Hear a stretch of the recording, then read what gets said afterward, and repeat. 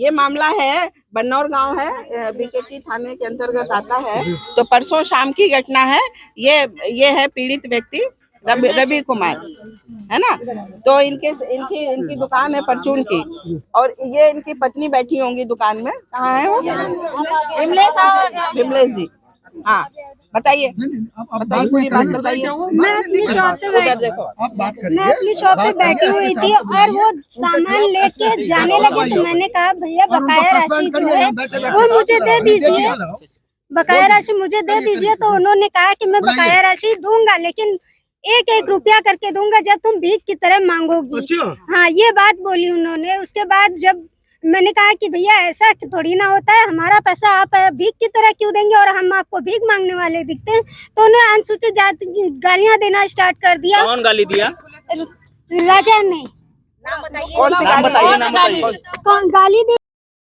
सारी हर प्रकार की गाली दी। तुम्हारे घर के अंदर घुस के तुमको मारेंगे आके। फिर मेरा गला पकड़ के खींचा, और उसके बाद जब मेरे हस्बैंड आए बचाने के लिए तो गुम्मा उठा के उनके सिर पे मार दिया गया। चोट लगी है। चोट लगी। उसका नाम बताओ जिसने मारा। राजा यादव। प्रशासन ने क्या किया? पुलिस प्रशासन ने मामूली धाराएं लगा दी। जब इन लोगों ने बात करी तो तुमसे क्या कहा गया? इन लोगों ने जब बात करी मुझसे तो कहने लगे ठीक है आप जाइए, हम देख लेंगे। और उसके बाद जब कहने लगे कि 3 बजे आ जाना, अपनी कॉपी ले जाना कि रिसीविंग कल। तो हम लोग आए तो 4-5-6 लोग आए। तो इन लोगों ने हमसे दांत पीस के सेकंड इंस्पेक्टर बोले कि तुम्हारी रिसीविंग थी, तुम अकेले आती। अभय सिंह ने। और तो हमने कहा सर हमारे साथ में जो लोग हैं, हमारे चाचा हैं, चाची हैं, सब लोग आएंगे। तो बोले कि आधार कार्ड अपना दिखाओ, परिवार के हो, अगर खून का रिश्ता है तो दिखाओ, आधार कार्ड लेके आओ। और उसके बाद हम लोगों को बंद कर दिया जाके कि तुम इतने सारे लोगों को लेके क्यों आई हो। हम महिलाओं को बंद कर दिया, हमारे चाचा जी के ऊपर हाथ उठा दिया, उनको गाली दी, थप्पड़ मारा धर्मराज के ऊपर। हाँ। और क्या गाली दी। हाँ, और एक महिला थी जो इंस्पेक्टर है, उन्होंने कहा कि सिपाही है जो कि तुम महिलाएं 400-400 रुपए में बिकने वाली और 2 कौड़ी की औकात नहीं है तुम लोगों की। इन लोगों ने ये बात कही। जब ये बात मैंने सेकंड इंस्पेक्टर से कही तो कहने लगे उसने कहा ही नहीं, हमें दबाने की कोशिश की जा रही है। आप बताइए। इसमें कहेंगे नहीं, इनका इधर सुमन को इनको बोलने तो किनके साथ। सुमन जी आप बताइए। हमें बताया, हमारी रेखा मैम ने कहा कि आप जाकर रिसीविंग लीजिए, जो उन्होंने इसमें धाराएं लगाई हैं हमें फोन करके बताइए, फिर उस हिसाब से हम लोग आगे कार्रवाई करेंगे। कर रहे हैं कि नहीं कर रहे हैं। मैंने सिर्फ ये जाकर वहाँ पूछा कि ये धाराएं ऐसे लगी हैं, इतनी मामूली सी, आप खून खच्चर हो गया है, उसके सर फटने की नौबत आ गई थी, हो सकता था वो उसी समय मर जाता। ये सब चीजें कहने लगे तो ये लगा, क्योंकि परसों रात में भी मैंने ही गुहार लगाई थी कि इन्हें क्या कहते हैं अपनी जीप में बैठाइए, कह रहे थे अपने साधन से जाएं आए। सरकार किस लिए बनाई है? हमारे लिए बनाई है, मगर इन लोगों ने ये नहीं रहा।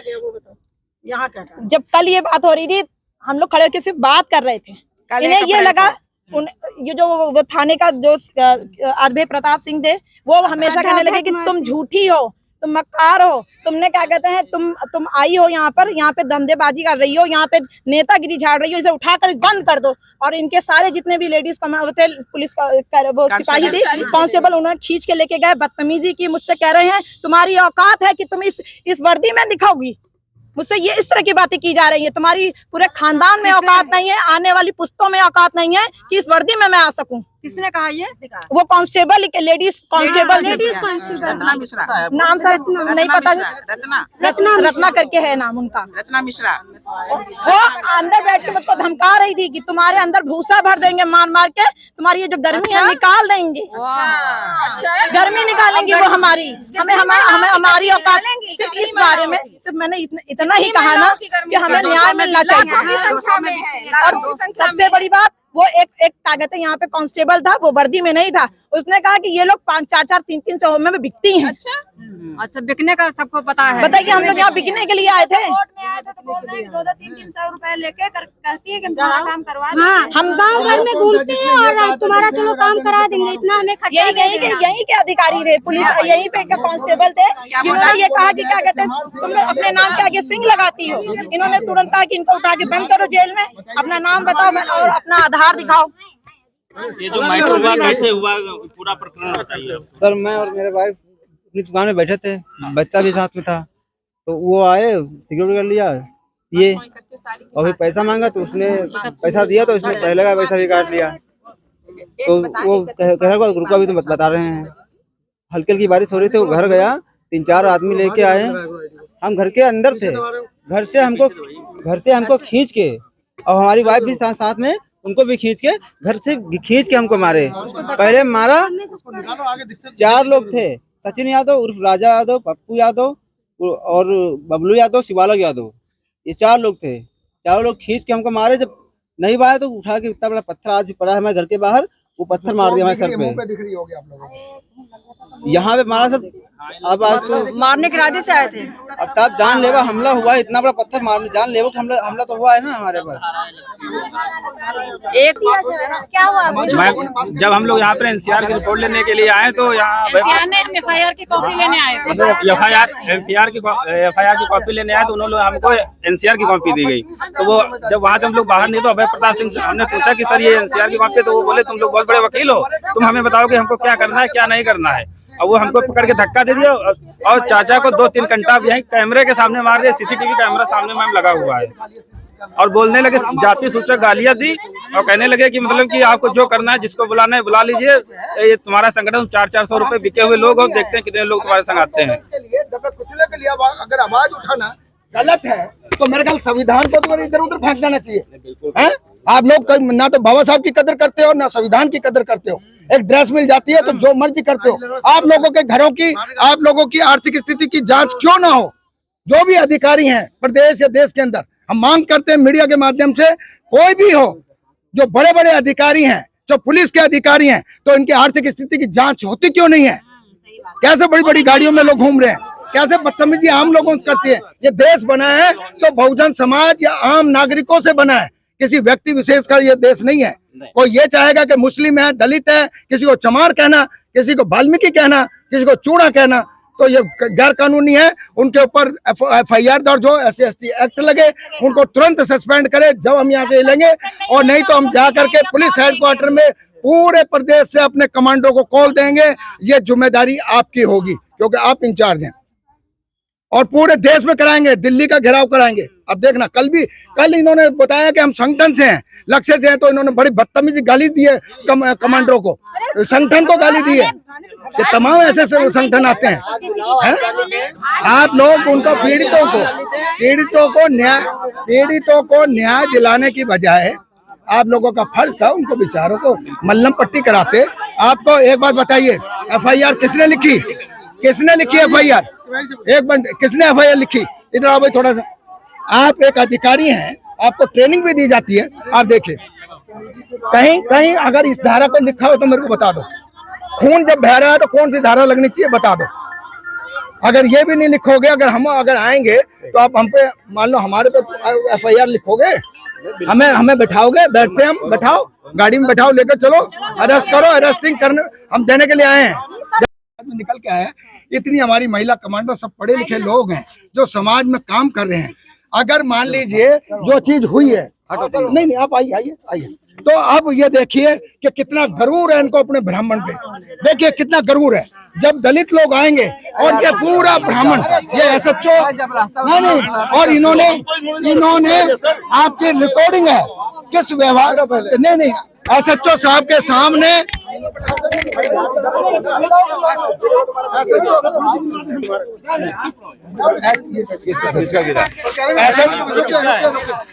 देखिए SHO साहब, आपने भी देखा कि SHO साहब के सामने कितना, मतलब किस आवाज में, किस लहजे में आप लोगों को बोल रहे हैं।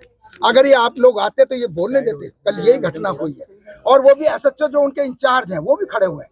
उनको इतना भी डेकोरम नहीं मालूम कानून का कि मेरे ऑफिसर खड़े हुए हैं, मुझे ऐसा नहीं बोलना चाहिए। उन्होंने इस बात का गर्व दिखाया कि मैं ब्राह्मण का बच्चा हूं और मैं अभी सब कुछ ये कर दूंगा। तो आप देखिए कि क्या जाति आधार पर कितना शोषण किया जाता है। अगर मेरे भाइयों, अगर अभी भी नहीं जगोगे तो ये जाति, चाहे वो 75 साल हो जाए देश को आजाद हुए, कानून को लगे, संविधान को लगे, और उसके बावजूद हमारे लोगों के साथ में ये व्यवहार होता है जो आपने देखा है, जबकि हम एक संगठन के साथ में, और SHO के सामने एसएचओ के सामने हुआ है, एसएचओ के सामने हुआ है। और ये देखिए कि कैसा व्यवहार उन्होंने किया है, जो कि मतलब एक लगता है कि पुलिस स्टेशन में कि कितनी पुलिस अधिकारियों की कितनी दबंगाई है। इसकी वीडियो बनी है, उसका वीडियो लेकर के संज्ञान लिया जाए। कल इन्होंने उनको बोला, इन्होंने हमें बताया जाके, उन्होंने इनको बोला कि ये आपकी बीवी है।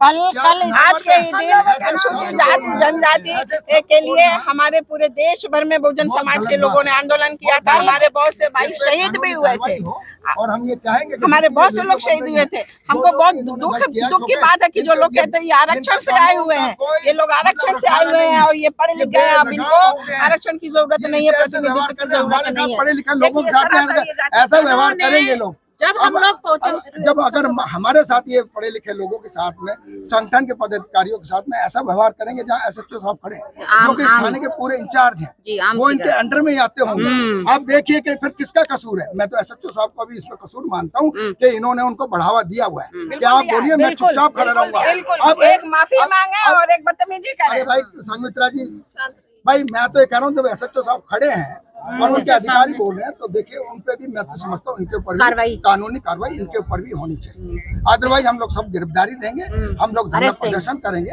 हम लोग जितना भी होगा। अगर आप इसको बहुत लाइट में ले रहे हैं तो बाबा साहब ने बहुत बढ़िया ये हमें अधिकार दिया है, हम इस पे पूरी लड़ाई लड़ेंगे। हम सरकारों से भी जाकर के मिलेंगे और इस पे हम लोग जरूर कानूनी कार्य। हम चाहते हैं कि जो भी हमारी महिला कमांडो को ऐसा बोला गया है कि चमार अगर सिंह लगा लेता है तो ठाकुर नहीं है, और वो भी पुलिस के अधिकारी और वो भी पुलिस स्टेशन में। कोई अगर पुलिस के अधिकारी ये कहे हमारी महिला कमांडो को, जो दलित समाज से संबंधित है, कि 200 में बिकने वाली आ गई है, तो अगर ऐसी चीज हुई है या हमारी कमांडो को मारा है, गाली दी है और उनको पीटा गया है और उनमें जो एफआईआर लिखी गई है उसमें कोताही बरती गई है, उन पे सब पे, इवन पूरे थाने पे, मैं तो एक बात समझता हूँ कि इनकी सबकी मिली भगत है। इस पे पूरे थाने पे पूरी कार्रवाई होनी चाहिए। सीसीटीवी कैमरा होगा। हमारी जब कमांडर शाम को आई है 5-6 बजे, जब जाकर उनको छोड़ा गया है, ये सीसीटीवी कैमरे हैं हमारे पास, उन सब चीजों की रिकॉर्डिंग है। हम बे बात कुछ नहीं बात करेंगे। हम संविधान को मानने वाले लोग हैं, वेल क्वालिफाइड लोग हैं, वेल क्वालिफाइड लोग हैं।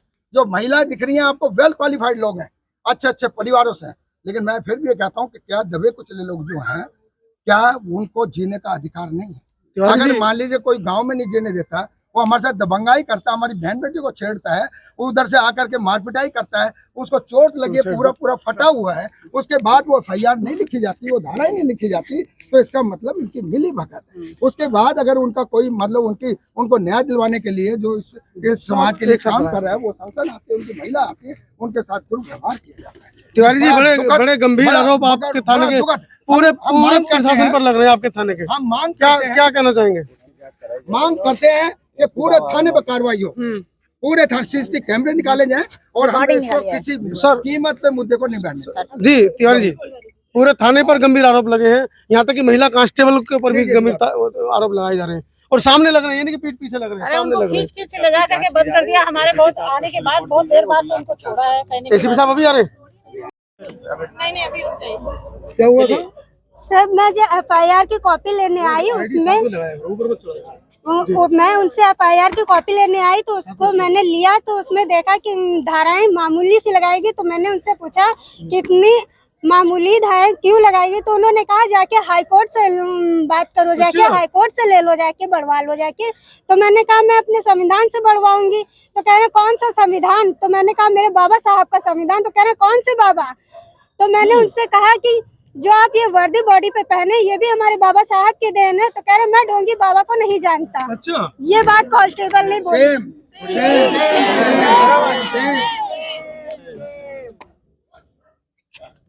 क्या नाम, कुछ नाम कांस्टेबल साहब का याद है? नहीं सर, नाम नहीं याद है, उनका फेस मुझे ध्यान नहीं।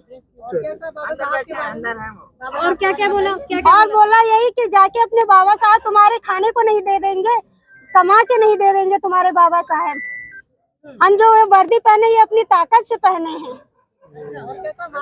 हाँ, मार मार के आप लोगों को भूसा बना देंगे, ये लेडीज कांस्टेबल ने बोला है। मैम उनका नाम नहीं जानती, उनका फेस जानती हूँ। हमारे चैनल बहुजन दस्तक को लाइक, शेयर, सब्सक्राइब देखना मत भूलिएगा। जय भीम, जय भारत, जय संविधान, नमो बुद्धाय। धन्यवाद। चैनल आर्थिक समस्या से गुजर रहा है। अगर आप बहुजन समाज में बाबा साहेब अम्बेडकर और तथागत बुद्ध की विचारधारा को अधिक से अधिक लोगों तक पहुंचाना चाहते हैं तो हमें आर्थिक सहयोग प्रदान करें, ताकि हम अपने चैनल के माध्यम से देश विदेश में समता, बंधुता, एकता और संवैधानिक अधिकारों को ज्यादा से ज्यादा लोगों तक पहुंचा सकें। आप अपनी सहायता राशि नीचे लिखे खाते में जमा करा सकते हैं। खाता धारक गौतम रत्ना, खाता संख्या 3169576865 IFSC कोड SBIN 0060336, बैंक भारतीय स्टेट बैंक। आप हमारे बैंक खाते का विवरण स्क्रीन पर भी देख सकते हैं। रोको मत हमें, टोको मत हमें, आगे बढ़ते जाना है। जय भीम का नारा लगाना है, जय भीम का नारा लगाना है। जय भीम, जय भीम।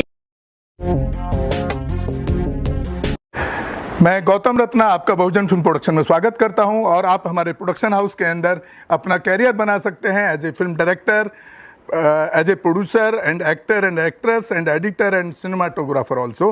अगर आपको फिल्म से रिलेटेड कुछ भी प्रोजेक्ट आपको बनवाना है तो हमारे पास में पूरा सेटअप है, जिसमें फिल्म कैमरा है, शूटिंग लाइट्स है और एडिटिंग है। सारा A to Z एक ही जगह पर आपको हमारे यहाँ पर मिल जाएगा। तो दोस्तों आप हमें कांटेक्ट कर सकते हैं हमारे नंबर्स पर 9810085714 और 8510005714। हमारे वेबसाइट पे विजिट कर सकते हैं www.filmserviceindia.com और हमें मेल भी कर सकते हैं gautamfilmsproduction@gmail.com पर। धन्यवाद।